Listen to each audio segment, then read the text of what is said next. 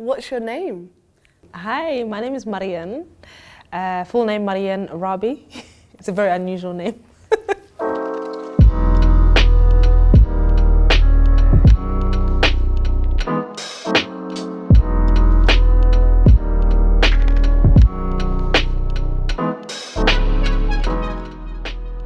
You were born in Camden as the only child. Yes. That is very, very unusual for a Somali family. Tell us what that was like. It was hard growing up as an only child, but alhamdulillah I had loads of cousins. So my mum has 9 sisters and 3 brothers. So all my cousins were always surrounding me. So it was pretty fun. I could go play with them, come home, and then just, it'll be quiet and I'll be on my own. You studied marketing and advertising at university. What was that like? It was pretty interesting because at the time I was a bit confused of what I wanted to do. I knew I wanted to go into media, but I didn't know if it would be television or if I wanted to go down the route of advertising and marketing. So I took that route initially, did my degree, did 3 years of that, and at the end of it, I was just like, no, it's not for me. But I want to go into TV. I just don't know what avenue of TV I want to go into. So until I get there, I'm just going to work, whether it be retail, whether it be market research, telesales. I just know advertising wasn't for me. So it was enjoyable for 3 years, but I just know that wasn't my career route after that. After your studies, you worked with your mum. Yes. Oh. What was that like? Tell us. So after I did graduate, I was very confused of where I wanted to be in life. And at that time, my mum was a nurse and she works for a GP where we lived nearby. And she was like, well, there's an opening as a receptionist. Come work with me. And I'm like, why would I want to work with my mum? Who would want to work with their mum? But it actually worked out to be good because we would go together. She would make me lunch. We would go to work together, come back together. The only downside was she knew where I was 24/7. Did you have a social life? No. I had no social life. My social life was dead. It was literally work home, because she knew where I was all the time. I couldn't lie about it. So that's how my social life was, dead. You work for a Norwegian and a Swedish media company. How did that come about? So I did a few years working with my mum and it was just like, this can't be life. I can't just go home and work as a receptionist all my life. So my cousin at the time was working for this company and she was leaving, but I had somehow managed to make friends with her work colleagues. So they would always update me with different job opportunities. And at that time, it was 2010, I believe, they said there was a junior role as a previewer. A previewer is somebody who just sits there and watches all the content with all their on-air channels and finds the break points. And I'm like, watching TV for a living? Sign me up, I'll take it. And alhamdulillah, they took me on and I started off as a junior scheduler. You also work for NBC.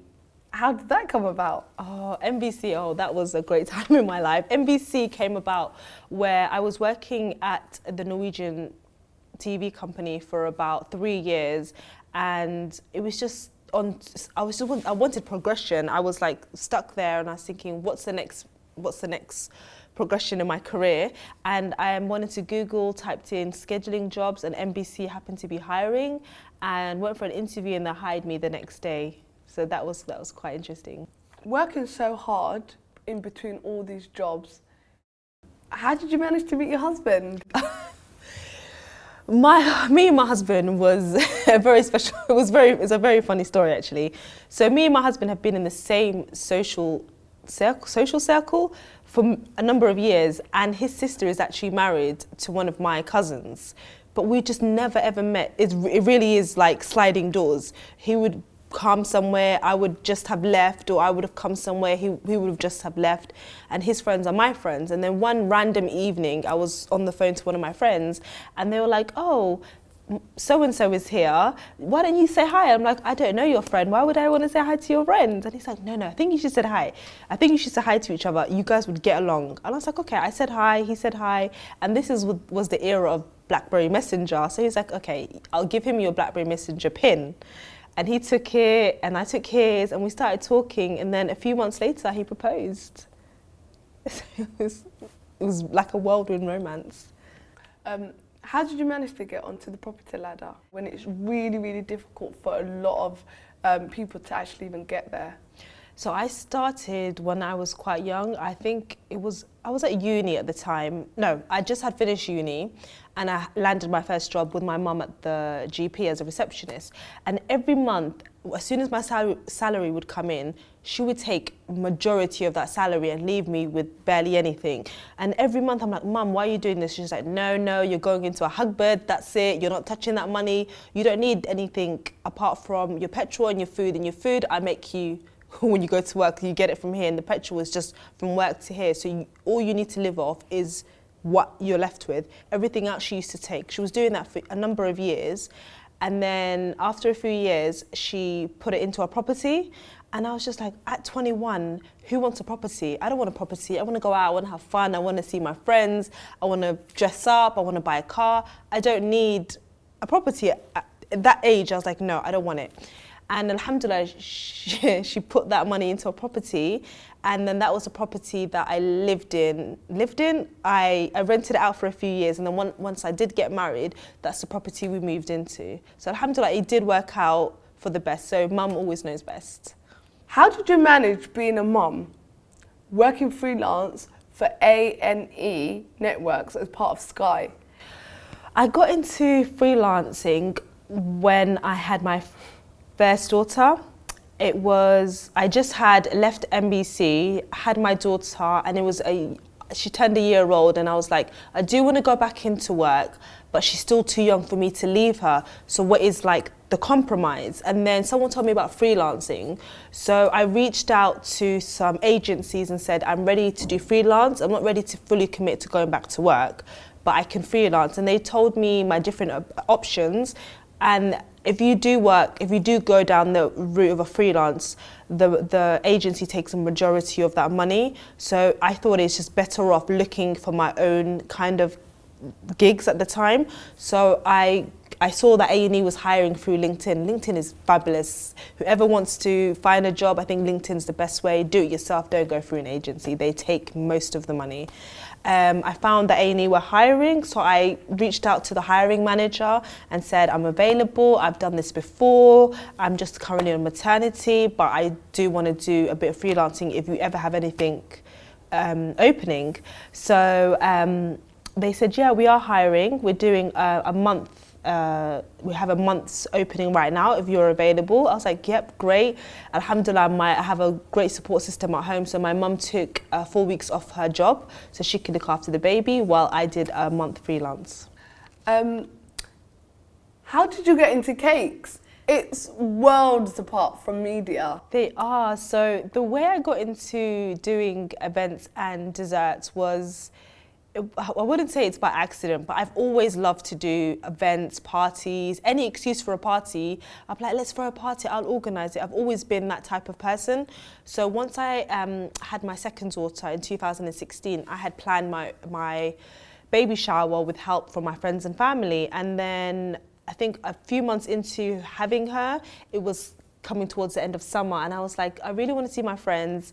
No one's really seen the house since we've kind of moved in.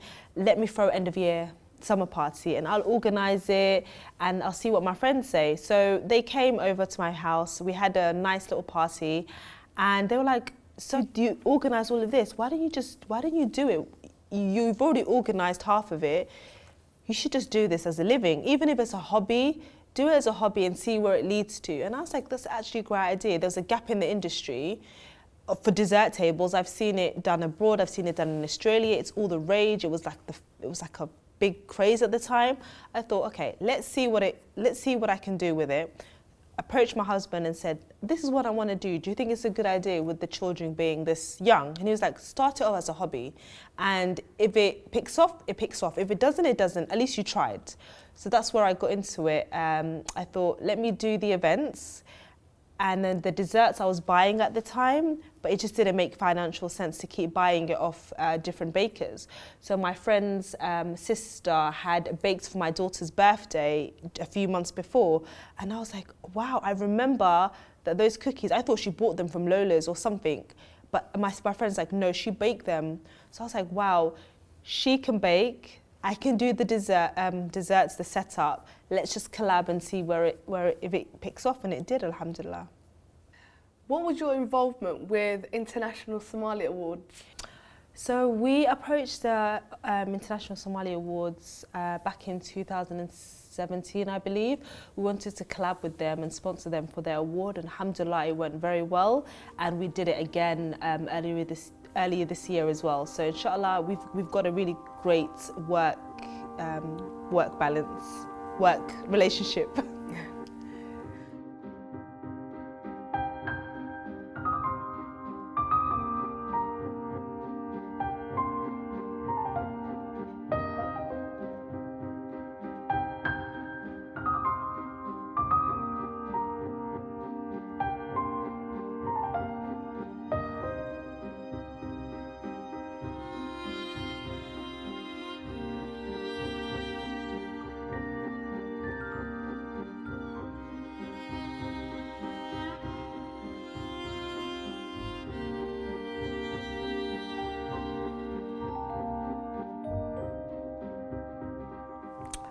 Did you experience any difficulties during your time in starting your business? In the beginning, it was hard because for any startup, it's very difficult. You want to get all the legal stuff, everything legit from the beginning. So even though it was a hobby to start with, me and my business partner made the decision to, if we're going to do it, we're going to do it right. We're going to get the level 2 food and hygiene certificate. We're going to let the council know that we are baking from home, and we are going to get business insurance, just because if anything happens, God forbid, we didn't want to be liable for that. So we thought, if we're going to go down this route, we're going to do it the right way, and inshallah it paid off, so alhamdulillah.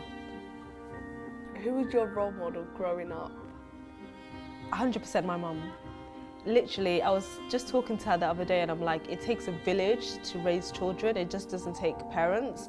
And alhamdulillah, for my mum, my dad and my husband, if it wasn't for them, I wouldn't be able to pursue my dream of working or even doing my business on the side. They support me 100%. They help me with the kids, they help me with the setup sometimes, and also I would say my business partners, Simsim and Furthermore. If it wasn't for them helping me, supporting me and picking me up when I needed it, I wouldn't be where I am today, and the business wouldn't be where it is today without them. Why is it so important to have a support system when you're embarking on your dream? If you don't have support and you don't have that network to fall back on, then you're just going to crumble. Your business is going to crumble. You're going to crumble. So you need that people to uplift you and keep telling you, no, you can do it. That's it. Like, you can do it. That's what you need. You need cheerleaders. That's what you need. So, what are the key messages you want to tell our audience about following and pursuing your dreams?